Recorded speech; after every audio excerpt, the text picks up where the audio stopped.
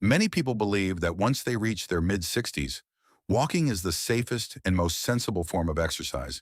And in many ways, they're right.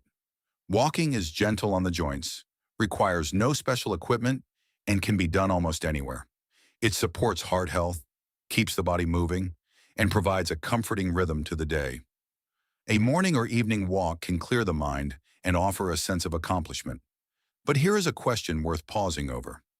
If walking were truly enough on its own, why do so many people over 65 still feel unsteady when they stand up from a chair, turn quickly in the kitchen, or step out of the shower?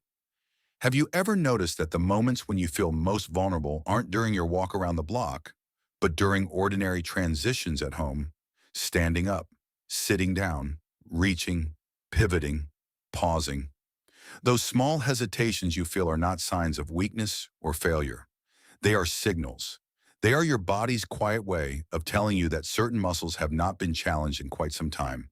Walking primarily moves you forward in a straight line. It strengthens some muscles, especially those involved in that forward motion, and it certainly benefits your cardiovascular system.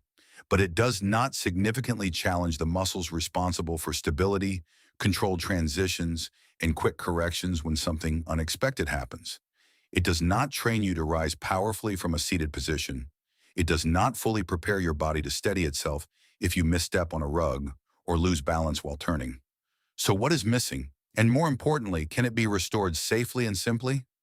The encouraging truth is that your body already knows what to do. You don't need intense workouts, complicated routines, or long hours in a gym. You need clearer signals. You need to wake up muscles that have been underused, not overworked. And you can do that with a few foundational movements that your body already understands. Consider the simple act of standing up from a chair. It seems ordinary, almost too basic to count as exercise. Yet after the age of 60, this single movement quietly determines how strong and confident your legs feel throughout the day. Think about how often you perform this action. Getting up from the dining table, rising from the couch, standing after tying your shoes. Each time you do it, your leg muscles, hips, and core must coordinate smoothly. Most falls do not occur while someone is walking straight ahead. They happen during transitions, when changing levels, when shifting weight, when rising or lowering the body. Walking alone does not fully train these transitions, but practicing the movement of sitting and standing with control does. Imagine sitting near the front edge of a sturdy chair. Your feet are flat on the floor, positioned slightly behind your knees. Your spine is tall. You lean forward just enough to shift your weight over your feet.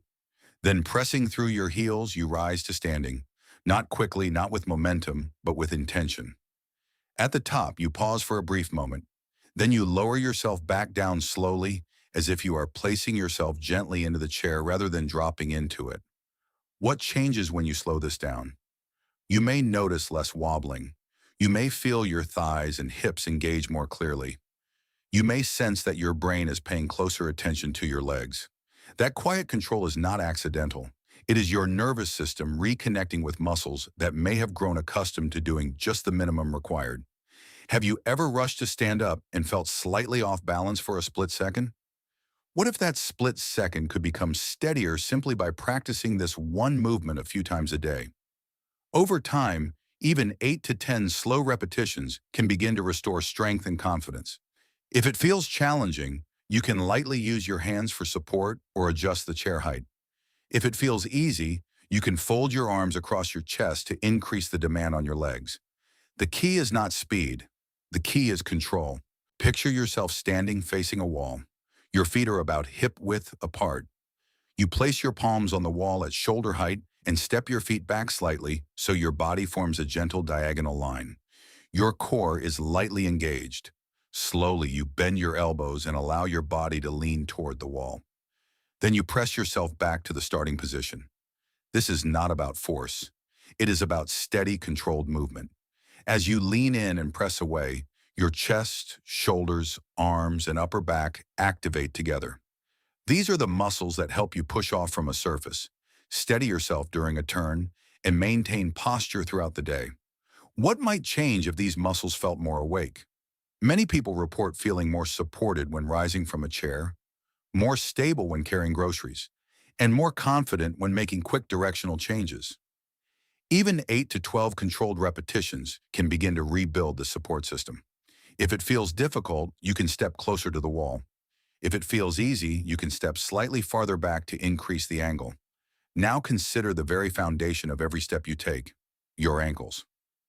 When was the last time you intentionally strengthened them? Each step begins and ends at the foot and ankle. Your calves and the small stabilizing muscles around the ankle work continuously to keep you upright. Yet during casual walking, especially at a comfortable pace, these muscles may not be challenged enough to grow stronger. Have you ever felt that your walking is steady overall, but slightly less secure on uneven ground? Weakness in the calves and ankles can contribute to that subtle insecurity. Strengthening this area can make walking feel smoother and more controlled. Imagine standing behind a sturdy chair or near a countertop, resting your hands lightly for balance. Your feet are hip-width apart. Slowly, you lift your heels, rising onto the balls of your feet.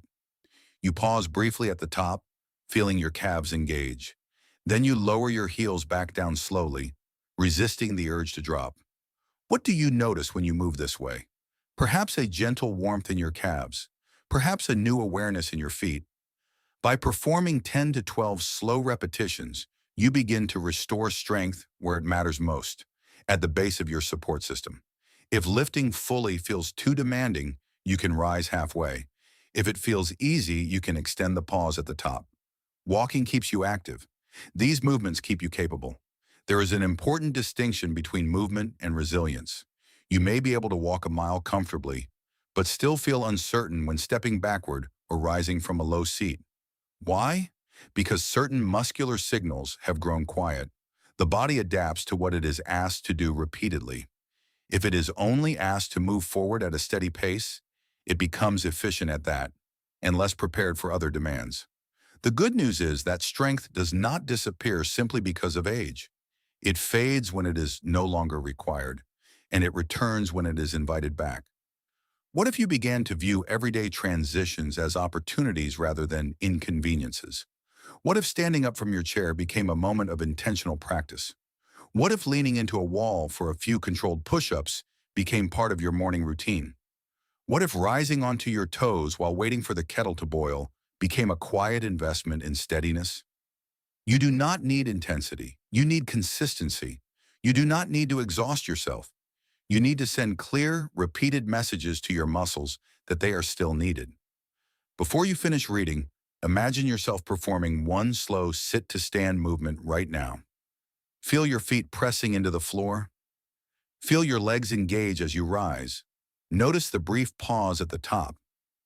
Then lower yourself with control. How does that feel compared to rushing through it? That steadier sensation is not youth returning. It is strength responding. So the next time you head out for your walk, enjoy it fully. Let it support your heart and clear your mind. But ask yourself, am I also training the movements that protect me at home? Am I preparing my body for the unexpected? Your body is remarkably adaptable at any age. With a few simple, controlled movements practiced regularly, you can restore strength, improve balance, and move through your day with greater confidence. The pauses you once felt do not have to signal decline. They can become reminders to reconnect, to strengthen, and to stay capable. And perhaps the most empowering question of all is this: if such small movements can create such meaningful change, what might be possible if you commit to them consistently? Thanks for watching. Don't forget to like and subscribe to our YouTube channel.